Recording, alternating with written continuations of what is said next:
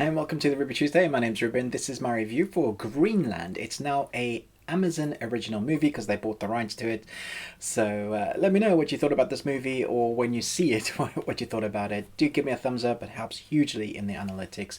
But for now, let's jump into the review. A family struggles for survival in the face of a cataclysmic natural disaster. So way back when, we had a cornucopia of disaster films, from Dante's Peak, Volcano, Armageddon. There were just so many. Roland Emmerich.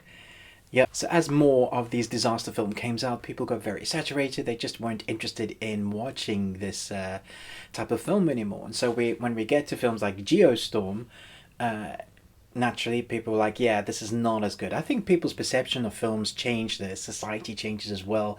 So we learn different things, or media shifts in a whole. I know I'm kind of digressing to what the film review should be, but it's just giving you a perspective of kind of the mindset of myself and others, that, you know, going into watching this going, oh, another disaster film. And so that's kind of where I went in thinking, I hope it's at least, you know, kind of entertaining. Sometimes with these films you can just switch your brain off and go, yeah, okay, Michael Bay is going to blow everything up, and, you know, Jared Butler is going to save the day. Thankfully, it was much better than I expected it to be, although my son watched some of it with me and he was like, very cliche. It is very predictable. You can totally guess what's going to happen, but for the most part this film is very grounded. It has a very much a indie style film, although it's not. It's probably around like the 40 million budget, but it's compared to like Armageddon or 2012, nowhere near in the 150 or 200 million, however ever much it costs to make those sort of films. This is definitely on the smaller scale, and that is expressed even through the indie style, you know, shaky camera. Thankfully not shaky camera, you know, some of those films like Cloverfield where you can't even see whatever's going on the screen. Thankfully that is not the case. It's shaky enough to make you feel like you're a fly on the wall watching this family go through what they're going through, to enjoy it enough, kind of height that tension. And what I really liked about this, the first 40 minutes to an hour really, is just following this one particular family. You got Jared Butler, Monica Morserina from Firefly, Baccarin, I believe, and their son who is a diabetic.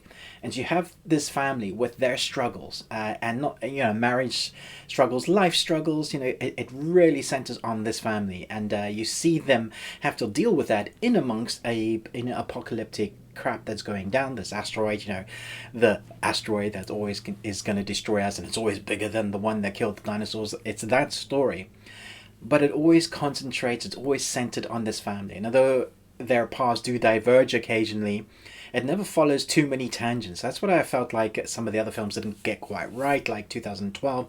There's so many tangents that the film goes on, it never kind of really brings it home. So where you're meant to care for so many protagonists, this just sticks to the main story. It's the family, it's the, you want them to sort their marriage out, you want them to be a family, you want them to survive, but you're just not sure it's going to happen.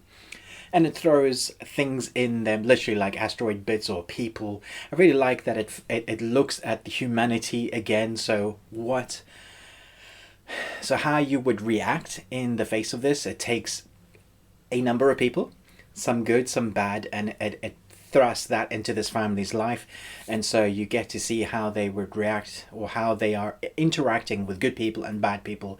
And I think that keeps the tension alive as well, because you're always wondering, is this person actually going to be a good human and share, or what would you do in that situation yourself? Would you do what you have to do, no matter the person that you're hurting, to make sure that you survive?